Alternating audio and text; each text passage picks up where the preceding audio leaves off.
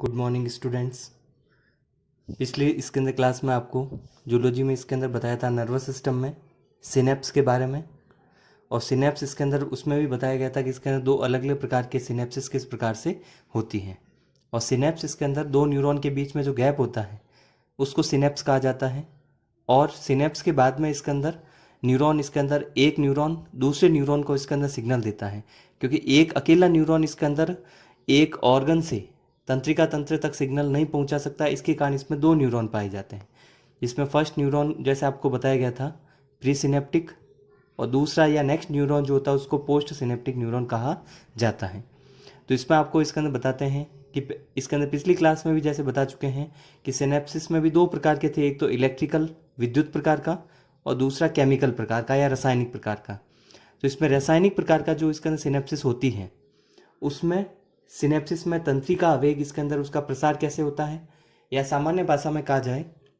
तो एक्सॉन में जो सोडियम चैनल इसके अंदर कार्य कर रहे हैं, तो सोडियम चैनल जैसे इसके अंदर जो माइलिन शीथ इसके अंदर पाई जाती है उसमें भी कार्य करते हैं और जिसमें नहीं पाई जाती है उसमें भी कार्य करते हैं। तो सोडियम चैनल जो पाए जाते हैं माइलिन शीथ में, जिसमें नॉड ऑफ रेनवीयर होता है जहाँ पर सोडियम चैनल होंगे, और जहाँ पर नॉड ऑफ रेनवीयर नहीं होता है माइलिन शीथ होती है वहाँ पर सोडियम चैनल नहीं होते हैं, तो उसमें इसके अंदर कह सकते हैं तंत्रिका आवेग या इसके अंदर सोडियम चैनल तेजी से कार्य करते हैं, या सिग्नल इसके अंदर कह सकते हैं रैपिडली पहुँचता है, तेजी से पहुँचता है। और जिसमें माइलिन शीथ इसका नहीं पाई जाती है उसमें सोडियम चैनल पास पास में होते हैं, और सोडियम चैनल इसके अंदर पास में होने के कारण एक चैनल दूसरे को एक्टिवेट करता है। जब ये सिग्नल इसके अंदर कह सकते हैं अंत में इसमें आपको बताते हैं कि जैसे नर्व इम्पल्स या तंत्रिका आवेग जो है वह नर्व इम्पल्स या तंत्रिका आवेग जो है इसमें सिनेप्सिस पर या सिनेप्स जो होते हैं जहाँ पर दो न्यूरॉन आपस में मिलते हैं वहाँ पर तंत्रिका आवेग का इसके अंदर प्रसार कैसे होता है उसकी पूरी मैकेनिज्म पढ़ेंगे। तो ये इसके अंदर जैसे आपको बता चुके हैं कि एक्सॉन जो होता है फर्स्ट इसका न्यूरॉन का एंड जो होता है इसके अंदर उसको टर्मिनल नोब कहा जाता है। इसमें माइटोकॉन्ड्रिया पाए जाते हैं, वेजिकल्स पाई जाती है और वेजिकल्स में न्यूरोट्रांसमीटर होते हैं। और दूसरा न्यूरॉन इसके अंदर जो है उसको पोस्ट सिनेप्टिक न्यूरॉन कहते हैं। और पोस्ट सिनेप्टिक न्यूरॉन की मेम्ब्रेन पर इसके अंदर यहाँ पर रिसेप्टर प्रोटीन पाए जाते हैं। जो भी न्यूरॉन इसके न्यूरोट्रांसमीटर से रिलीज होंगे, न्यूरोट्रांसमीटर रिलीज होंगे न्यूरॉन से वेजिकल में जो पाए जाने वाले पहले न्यूरॉन से रिलीज होंगे सिनेप्टिक क्लेफ्ट में होते हैं जो आपको पिछली क्लास में बता चुके हैं, और इससे रिसेप्टर प्रोटीन से जुड़ेंगे। तो इस प्रकार की क्रियाविधि किस प्रकार से प्रारंभ होती है और कैसे इसके अंदर कह सकते हैं एक क्रियाविधि इसके अंदर समाप्त होगी या एंड होगी उसके बारे में आपको बताते हैं। तो जब इसके अंदर action potential pre synaptic neuron के किनारे पर पहुंचता है, तो एक्शन पोटेंशियल का अर्थ सामान्य भाषा में ये होता है कि आयन की कंसंट्रेशन चेंज होना, और आयन की सांद्रता यदि परिवर्तित होती है तो पॉजिटिव आयन ज़्यादा है तो पॉजिटिव चार्ज होगा, सोडियम ज़्यादा है, और पोटेशियम आयन या क्लोराइड या एनायन ज़्यादा है तो वहाँ पर नेगेटिव चार्ज इसके अंदर मेम्ब्रेन पर पाया जाता है। तो एक्शन पोटेंशियल इसके अंदर प्री सिनेप्टिक न्यूरॉन के किनारे पर जब पहुँचता है, एक्सॉन से होकर जैसे आएगा, एक्सॉन है, एक्सॉन से होकर किनारे पर पहुँचेगा, तो उस समय क्या होगा, किनारे पर जो नोब पाई जाती है उसमें कैल्शियम चैनल होते हैं, और कैल्शियम चैनल जो होता है उसको ऑन करता है। तो कैल्शियम चैनल जब ऑन होंगे तो कैल्शियम चैनल ओपन होंगे, और कैल्शियम चैनल ओपन होंगे तो कैल्शियम आयन इसके अंदर क्या करेंगे, किनारे के अंदर प्रवेश करते हैं, बाहर से अंदर की ओर। यहाँ पर जैसे कैल्शियम आयन जो सिग्नल इसके अंदर जैसे यहाँ से एक्टिवेट होकर इसके पास आया, इससे इसके पास आया, तो कैल्शियम चैनल को ऑन करेगा। ये कैल्शियम चैनल जब ऑन होंगे तो ओपन होकर कैल्शियम जो बाहर की ओर पाया जा रहा है उसको इसके अंदर की ओर लाने का कार्य करता है। फर्स्ट स्टेप ये होता है। सेकंड स्टेप क्या होता है, कैल्शियम के इसके अंदर कह सकते हैं सिनेप्टिक नोब में, जिसको आप इसके किनारे पर जो इसके अंदर पाए जाने वाला इसके अंदर जो संरचना होती है उसको सिनेप्टिक नोब कहते हैं। जब एंटर कर जाते हैं, प्रवेश कर जाते हैं, तो सिनेप्टिकल इसके अंदर कह सकते हैं वेजिकल जो होती है, जो आपको बताई थी इसके अंदर सिनेप्टिक वेजिकल या छोटे छोटे जो सिनेप्टिकल आशय जिसमें न्यूरोट्रांसमीटर पाए जाते हैं। तो सिनेप्टिकल इसके अंदर वेजिकल इसके अंदर किनारे पर झिल्ली की तरफ गति करते हैं। तो सिनेप्टिकल वेजिकल इसके अंदर क्या करेगा, आप वेट इसके अंदर कैल्शियम आयन जब अंदर की ओर आएंगे तो वेजिकल जो होता है उसके पास में कैल्शियम आयन जाएंगे, तो कैल्शियम आयन के कारण वेजिकल का वेट बढ़ जाता है। तो वेजिकल इसके अंदर यहाँ पर स्थानांतरित होती है, इसके अंदर इसमें वेजिकल इसके अंदर मेम्ब्रेन के किनारे की तरफ स्थानांतरित होगी, और मेम्ब्रेन जब किनारे की तरफ स्थानांतरित होती है तो वह मेम्ब्रेन से फ्यूज हो जाती है। वेजिकल इसके अंदर जो है मेम्ब्रेन से फ्यूज हो जाएगी प्री सिनेप्टिक न्यूरॉन की मेम्ब्रेन से, और मेम्ब्रेन इसके अंदर जो है या जिसको झिल्ली कहा जाता है वहाँ पर डैमेज हो जाती है, रप्चर हो जाती है, और इसके अंदर आशय में उपस्थित न्यूरोट्रांसमीटर अब कहाँ पर आ जाते हैं, सिनेप्टिक क्लेफ्ट जो भाग होता है दोनों के बीच, इसके मेम्ब्रेन के बीच पाया जाने वाला वहाँ पर। तो यहाँ पर वेजिकल इसके अंदर कह सकते हैं, ये जो पाए जा रहे हैं वेजिकल,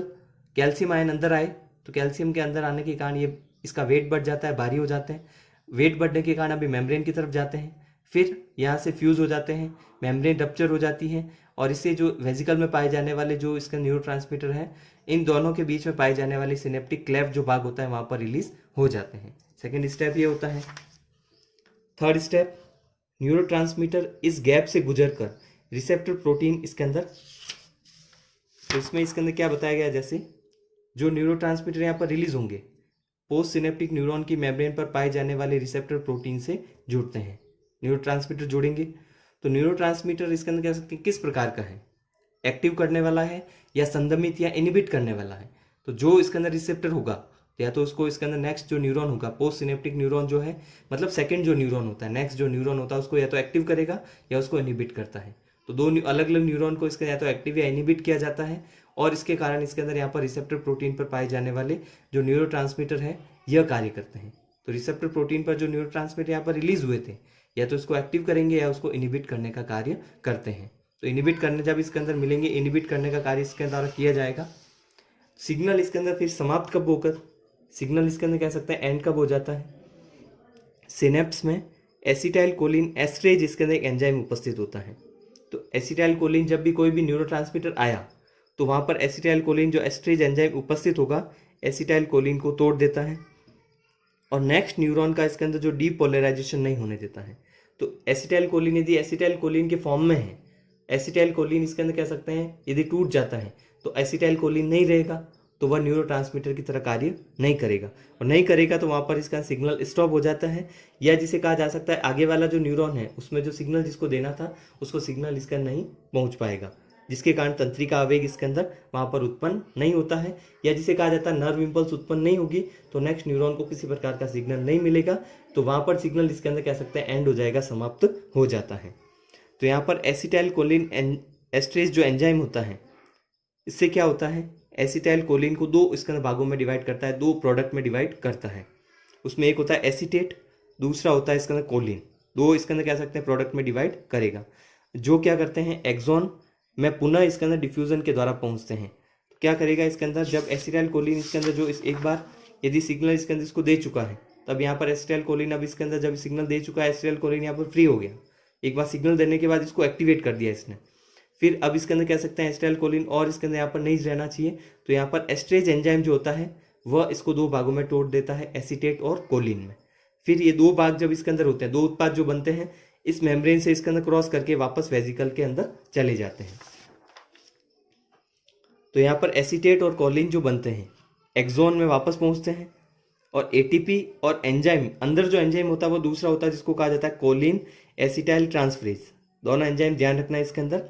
एसिटाइल कोलिन एस्ट्रेज ये तो एसिटाइल कोलिन को तोड़ने वाला एंजाइम है और किस में तोड़ता है, एसीटेट और कोलिन में।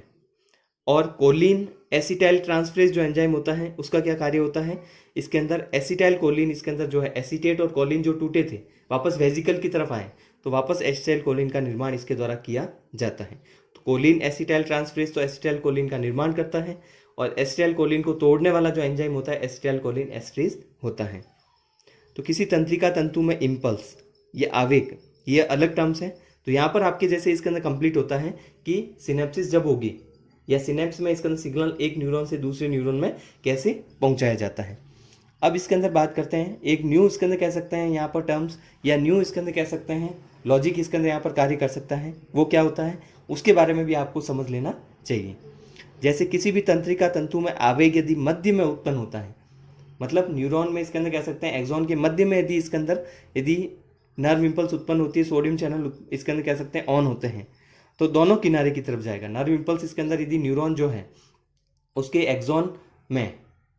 सोडियम चैनल ऑन हुए तो इसके अंदर बीच में ऑन हुए तो भी दोनों तरफ इसके अंदर सिग्नल को भेजा जाता है। लेकिन सिनेप्स जहाँ पर भी होता है